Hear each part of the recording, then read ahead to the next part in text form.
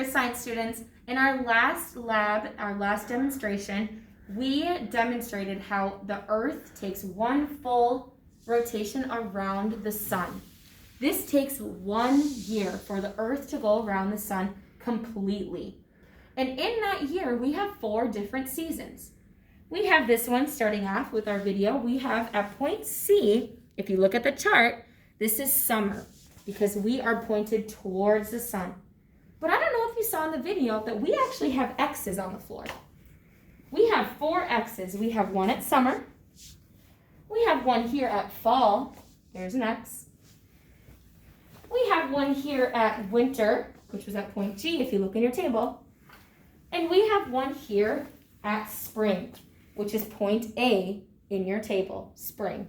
So we have summer, fall, winter, and spring. All of them have X's. These X's actually represent something. They represent solstices and equinoxes.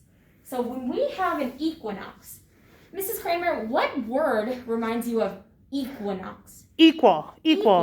So at what point in our year is the sunlight equal on the northern and the summer hemispheres? Fall and spring. Good. At fall and spring, we have what's called an equinox. An equinox is when there's the same amount of sunlight hitting the northern hemisphere and the southern hemisphere at the same time. So we have equal parts sunlight, equinox, at 1 day in the year. When it is completely 100% fall, that is our fall equinox. It happens 1 day a year, where we have equal parts sunlight on the northern hemisphere and the southern hemisphere. Let's go over to spring. The spring also represents an equinox, which means we have the same amount sunlight in the northern hemisphere and the same amount sunlight in the southern hemisphere. This is called our spring equinox.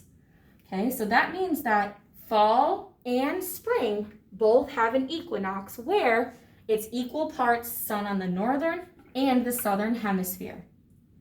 So we went over equinox. Now let's go over solstice. So let's start at summer.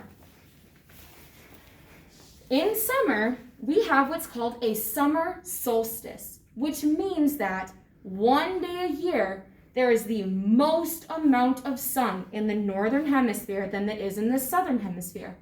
When we have the most amount of sun, Mrs. Kramer, do you think it's going to be a really long day or a really short day? It's going to be a really long day. A really long day of sun.